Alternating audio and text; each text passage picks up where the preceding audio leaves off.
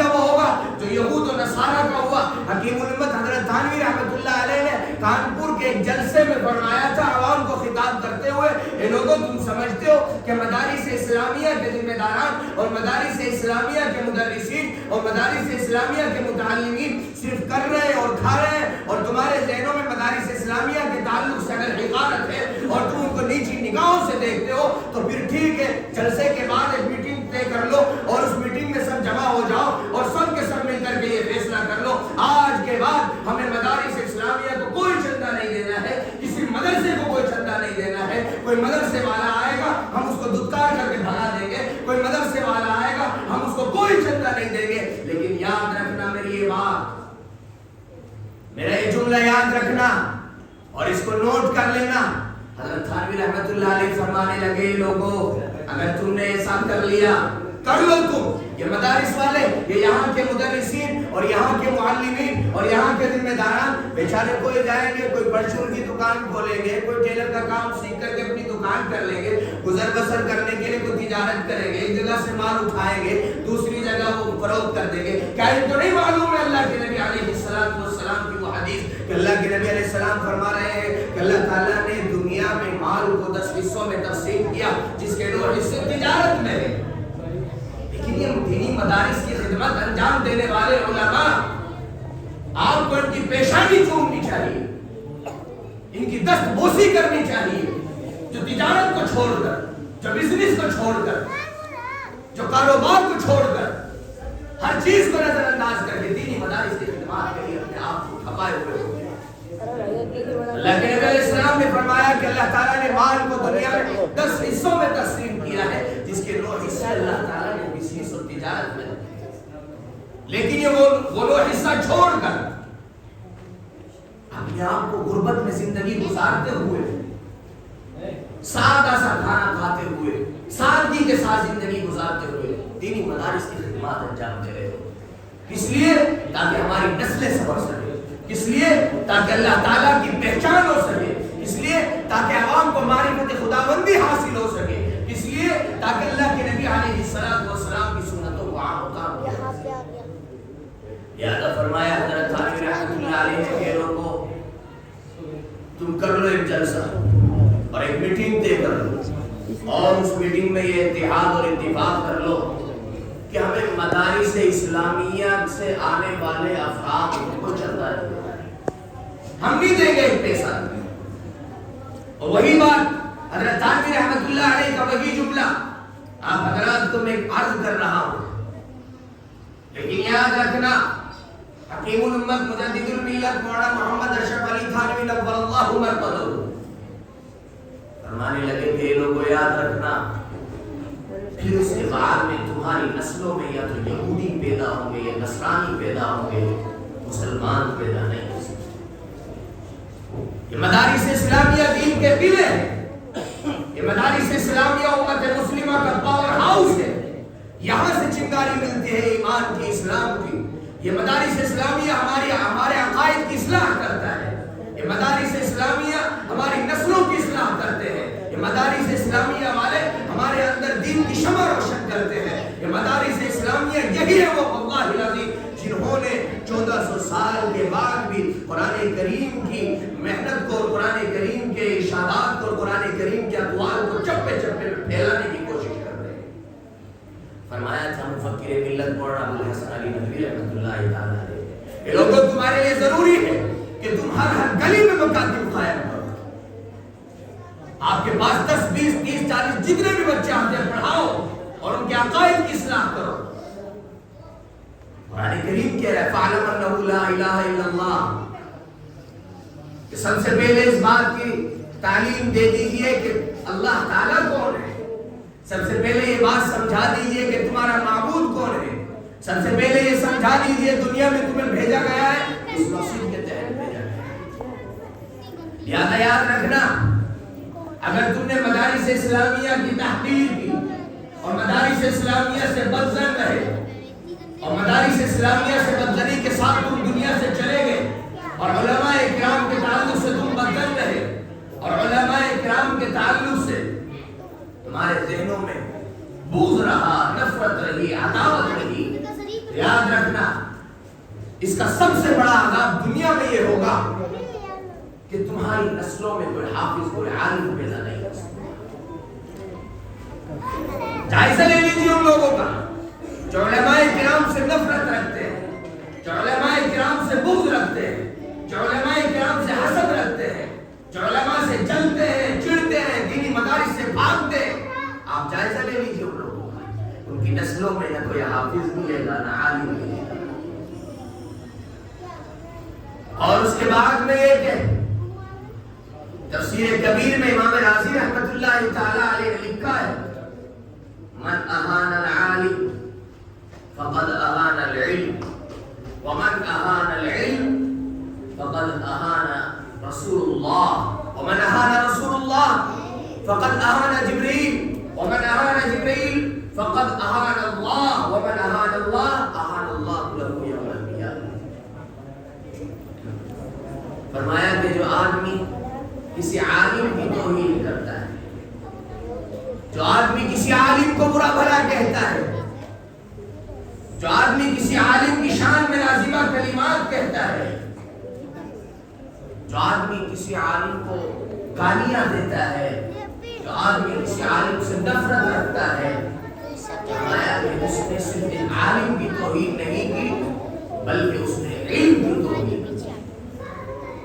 वमन अहान अल-इल्म फक़द अहान रसूलुल्लाह, और जिस आदमी ने इल्म दीन की तौहीन की, याद रखना उसने अल्लाह के नबी सल्लल्लाहु अलैहि वसल्लम की तौहीन की, उसने अल्लाह के नबी अलैहि सलातु वस्सलाम की शान में गुस्ताखी की। इसलिए कि अल्लाह के नबी अलैहि सलातु वस्सलाम ने फरमाया अल उलमा वरसतुल अंबिया, ये मेरी उम्मत के जो उलमा है ये मेरे वारिस हज़रात अंबिया किराम अलैहिम तहियत व तस्लीम के वारिस हैं। और याद रखना कि अंबिया किराम अलैहिमुस्सलाम की विरासत न माल है, न जायदाद है, न घर है, न खजाने हैं, न तोहफे हैं, न तहाइफ है, न महलात है, न सियासत है। अंबिया किराम अलैहिम तहियत व तस्लीम की विरासत सिर्फ और सिर्फ इल्म दीन है। तो लिहाजा जो हज़रात उलमा किराम है वो किसके वारिस है? किसके वारिस है? सारे में बोलता रहूंगा, आप भी कुछ बोलोगे। अंबिया किराम अलैहिम तहियत व तस्लीम के वारिस है।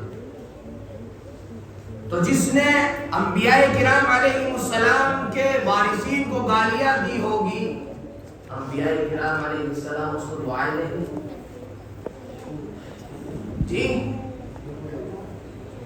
फरमाया कि गोया कि उसने अल्लाह के नबी अलैहि सलातु वस्सलाम की गुस्ताखी की।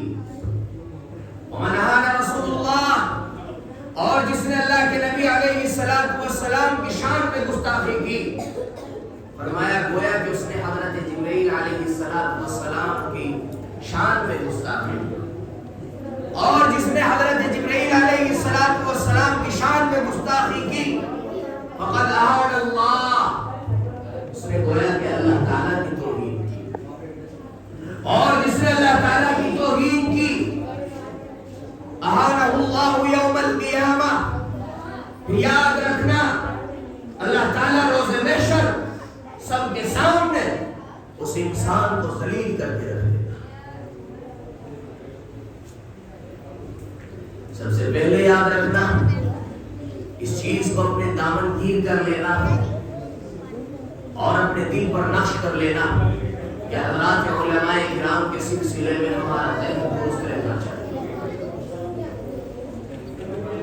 इन इलाकों में दीनी खिदमत अंजाम देना कोई आसान काम नहीं है। ये हमारा जो हरियाणा का खित्ता है बहुत पसमानदा इलाका है। यहाँ कुर्बानियां देने वाले हज़रात बड़े मुजाहिदों का और बड़ी बड़ी कुर्बानियों का सामना करते हैं। गोया कि अपनी जान को अपनी हथेली पर रखकर ये काम कर रहे होते हैं। और हम फिर भी इनसे ये चाहते हैं कि हमें हर साल पीसीओ हाफिज तैयार करके दे, हर साल हमें ये करके दे, हर साल हमें वो करके दे, और फिर भी इनसे मंजर रहता है। याद रखना علاقے میں مختلف طرح کی محنتیں کی جاتی ہیں. جس طرح کی خرابی جس علاقے میں پائی جاتی ہے اسی طرح کا کام اور اسی طرح کی محنت وہاں انجام دی جاتی ہے. کہ جو ہمارا علاقہ ہے اس علاقے میں امت مسلمہ کو امتنان سے بھی آگاہ کرنا ہے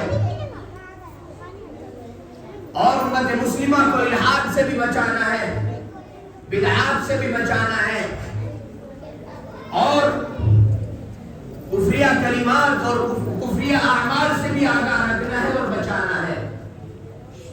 اور اس علاقے میں خدمات انجام دینے والوں کو ان تمام مسائل و آلام سے گزر کر ان تمام چیلنج کا مقابلہ کرتے ہوئے اس کے بعد اپنے بچوں کو تعلیم بھی دینی ہے اور اس کے بعد بھی پھر بہت سے لوگوں کے شکوے و شکایت سننی بھی پڑتی ہے.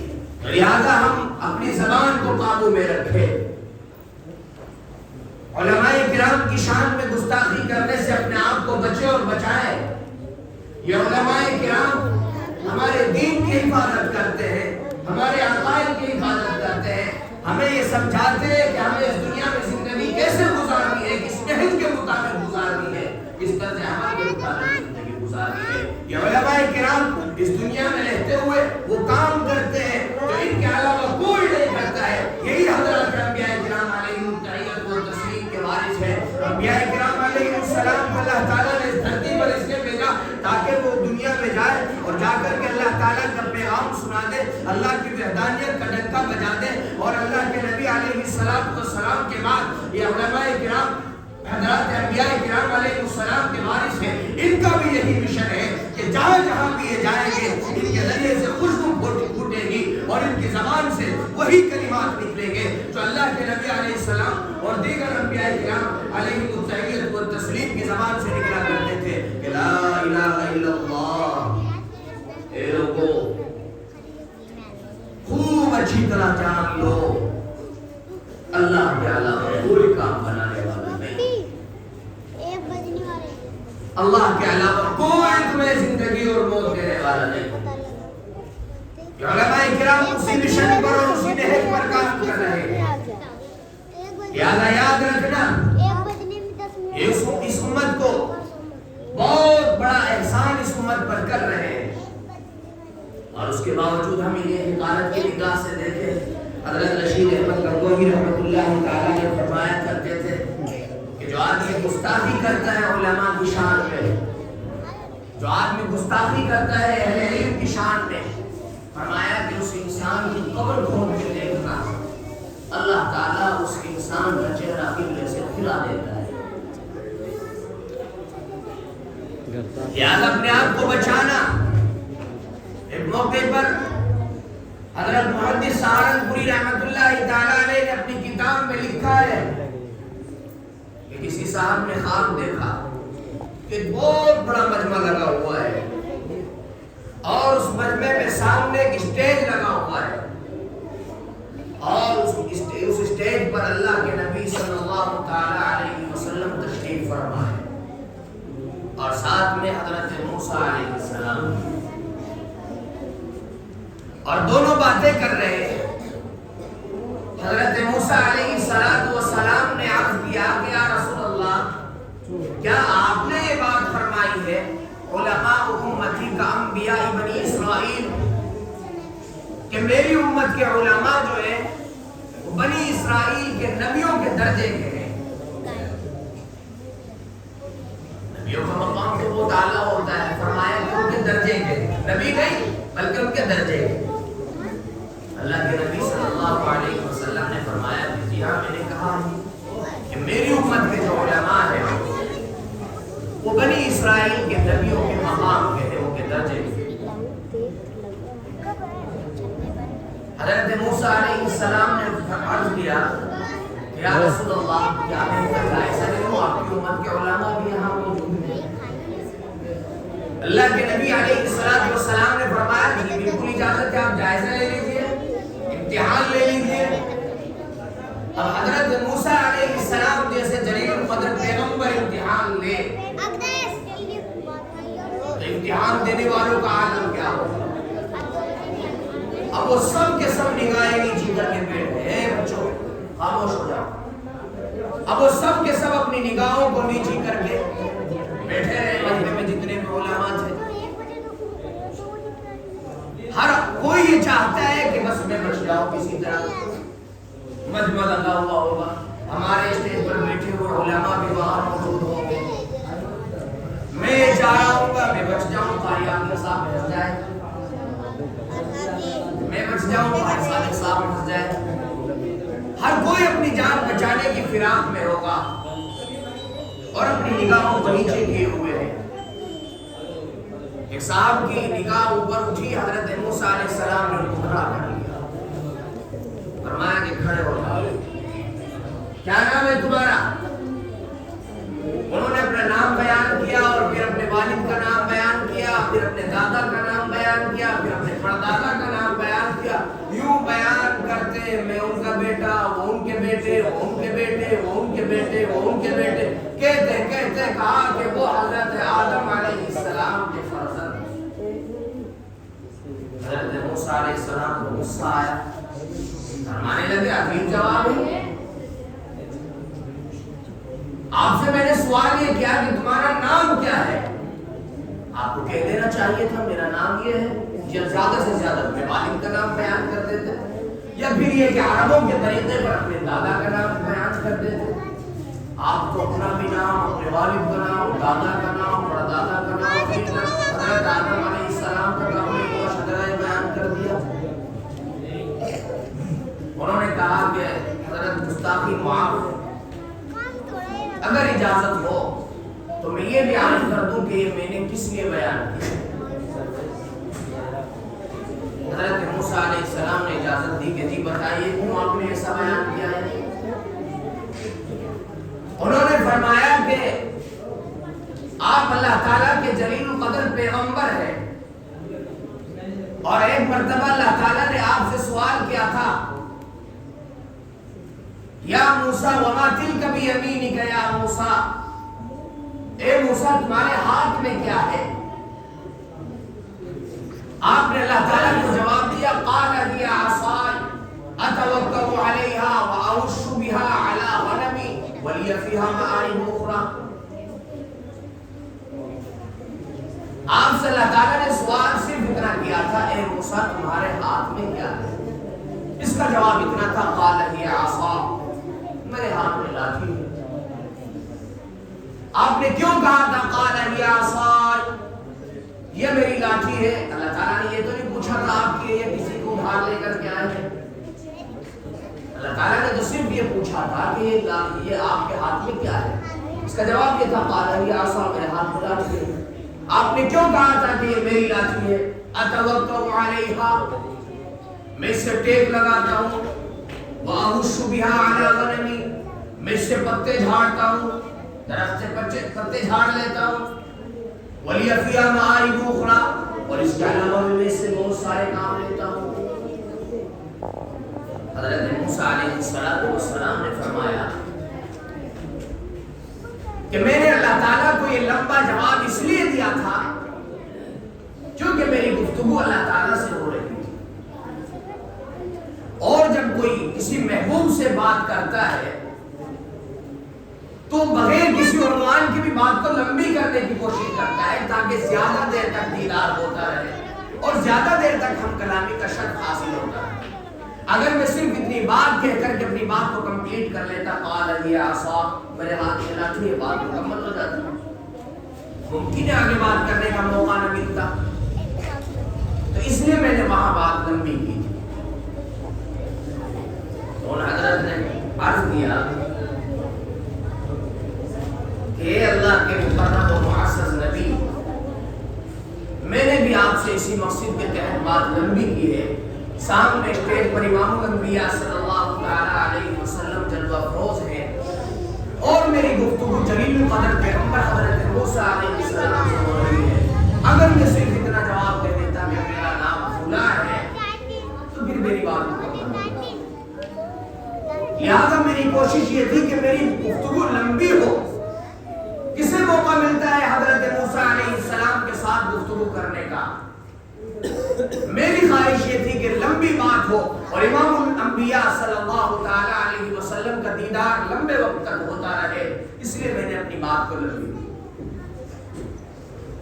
حضرت موسیٰ علیہ السلام نے یہ جواب سن کر کے تسلیم کر لیا کہ یقیناً علماء امتی کا انبیاء بنی اسرائیل کے جو میں بالکل درست ہے.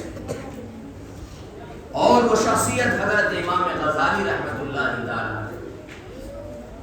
حضرت موسیٰ علیہ السلام کے اس امتحان میں کامیاب. یاد رکھنا کہ حضرات علماء کرام جو دینی خدمات انجام دے رہے ہیں اور بالخصوص ایسے علاقے میں جہاں چاروں طرف سے فتنوں کی بارش ہوتی ہے، جہاں چاروں طرف سے بدعات اور الحادات اور خدشات اور خرافات اور ہر طرح کی خرابیاں عام ہیں، اس علاقے میں دین کی خدمات انجام دینا، اس علاقے میں علماء کرام کو گندی نگاہوں سے دیکھا جاتا ہو، اس علاقے میں ٹوپی اور داڑھی والوں سے نفرت کی جاتی ہو، اس علاقے میں دینی خدمات انجام دینا کسی مجاہدے سے کم نہیں.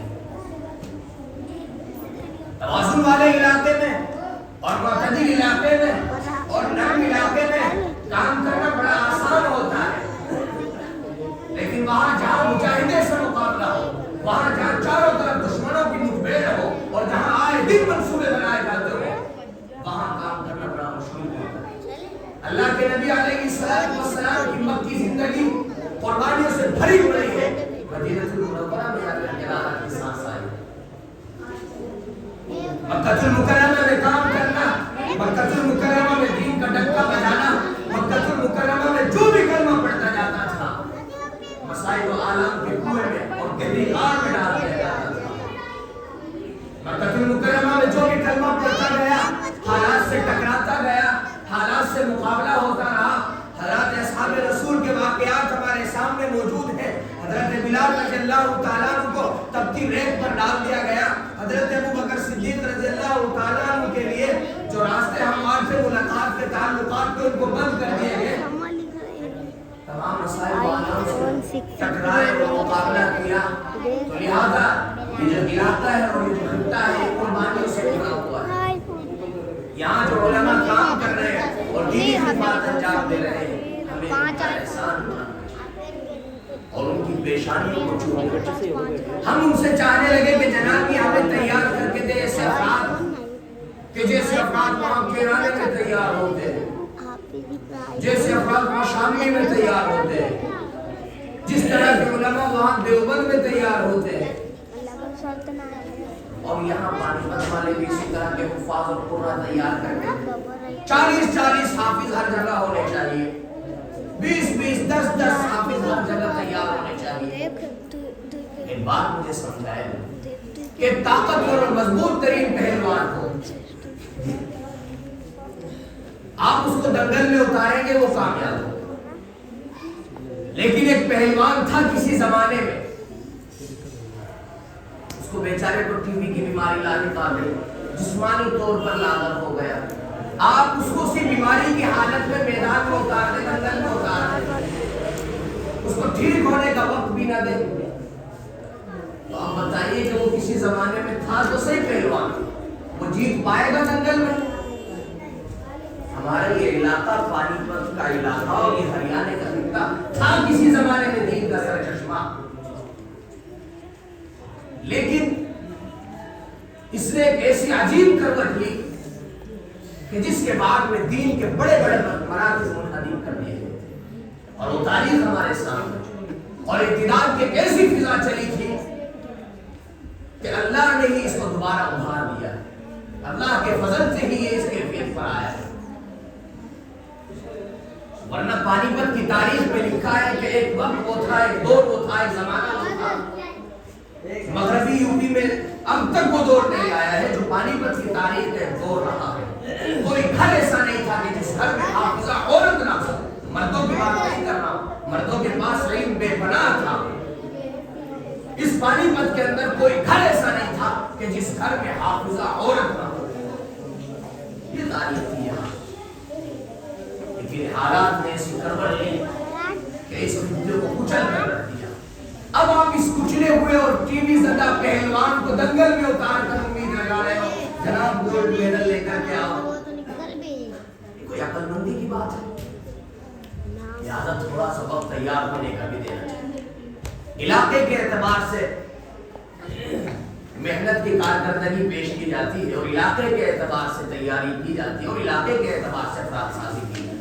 یہاں یہ جو 20 یا 10 یہ تھوڑے بچوں کو گھیر کر بیٹھے ہوئے ان کے عقائد کی اصلاح کر رہے ہیں، یہ آگے چل کر کے اپنے زمانے کے امام بنیں گے، اپنے افراد تیار کریں گے، آگے چل کر کے نسلوں کی اصلاح کریں گے، ان کی تربیت کریں گے، یہ اسی طرح کے مراکز قائم کریں گے۔ پانی پت اور ہریانہ کے خطے میں دین کا جو ڈنکا بجتا تھا، آخر اس علاقے کو ایسا مفلوج کر دیا گیا تھا کہ دین کا نام لینا بھی ایک گالی بنا دیا گیا تھا۔ اس کے بعد میں یہ علماء اٹھے، یہ بوریہ نشین اٹھے، یہ مسلح پر بیٹھنے والے اٹھے، انہوں نے راتوں میں اللہ سے دعا کی، اللہ سے مانگا اور یہاں کے افراد کے لیے اللہ تعالیٰ سے بھیک مانگی۔ اللہ جو امتناع کی زد میں آ گئے ہیں، اللہ تعالیٰ جو دین اسلام سے پھر گئے ہیں، ان کو واپس اسلام کی صف میں لا کر کے کھڑا کر دیجئے۔ ان لوگوں نے چھپ کر کے محنت کی۔ آپ ترکی کا وہ مفلوج زدہ علاقہ اور وہ مفلوج زدہ خطہ اور وہ تاریخ اٹھا کر کے دیکھیں کہ جس دور میں ترکی کے بڑے علماء جنگلوں میں جا کر کے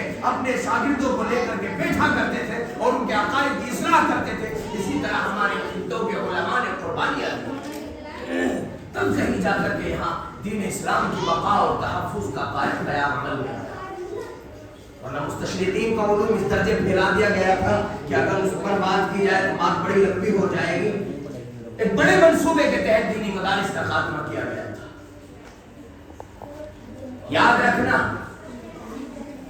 جب تک دینی مدارس زندہ رہیں گے تمہاری اور ہماری نسلوں میں ایمان باقی رہے گا، اور جس دن دینی مدارس ختم ہو گئے تو اپنی نسلوں پر فاتحہ پڑھ لینا، اس کے بعد میں نسلوں میں ایمان زندہ نہیں رہ سکتا۔ یا تو ہر طریقے سے تمہیں مجبور کیا جائے گا، کمزور کیا جائے گا، ہر طریقے سے تمہیں مفلوج کیا جائے گا اور تمہارے ذہن کو تبدیل کرنے کی کوششیں اور کاوشیں کی جائے گی کہ جناب مدرسے والے کرتے کیا ہیں۔ مدرسے والے اپنے مشن پر آج بھی قائم ہیں۔ آپ ہمیں شکوہ کرتے ہو کہ تم وکیل تیار نہیں کرتے، ڈاکٹر تیار نہیں کرتے، انجینئر تیار نہیں کرتے۔ ہم کہتے ہیں ہم جس مشن کے تحت کام کو لے کر اٹھے تھے آج بھی اسی مشن کے تحت کام کر رہے ہیں۔ آپ ڈاکٹر کا مطالبہ ہم سے کیوں کرتے ہو؟ انجینئر کا مطالبہ ہم سے کیوں کرتے ہو؟ وکیل کا مطالبہ، ایڈوکیٹ کا مطالبہ ہم سے کیوں کرتے ہو؟ ان سے کرو جو اس مشن کے تحت کام کر رہے تھے۔ ان سے پوچھو تم نے کتنے افراد تیار کیے، ان سے پوچھو تم نے کتنی اصلاح کی ہے۔ اسکول اور کالجز کے اسٹوڈنٹس سے پوچھو تم اپنے والدین کا احترام کرتے ہو یا نہیں کرتے۔ ان سے پوچھو تم اپنے والدین کا حق ادا کرتے ہو یا نہیں کرتے۔ ان سے پوچھو تمہاری گھریلو زندگی کس درجے کی ہے۔ ان سے پوچھو تمہارا معاشرے میں کیا مقام ہے۔ ان سے پوچھو تم نے معاشرے کی اصلاح کے لیے کیا کام انجام دیا ہے۔ ان سے پوچھو کہ تمہارے یہاں ڈاکٹر تیار ہوتے ہیں یا ڈاکو تیار ہوتے ہیں جو بازاروں میں بیٹھ کر دکانیں کھول لیتے ہیں، کلینک کھول لیتے ہیں اور اس کے بعد میں غریب طبقے کو بلا کر کے کاٹ رہے ہوتے ہیں۔ وہ ان سے پوچھو۔ ہمارے دینی مدارس نے اس چیز کا ٹھیکہ اٹھایا تھا، اس چیز کا بیڑا اٹھایا تھا کہ ہم مدارس اسلامیہ سے حفاظ تیار کریں گے، علماء تیار کریں گے، مفتیان کرام تیار کریں گے، وہ کر رہے ہیں۔ اور اس کے بعد میں تمہارا بھی کام انجام دے رہے ہیں جناب والا۔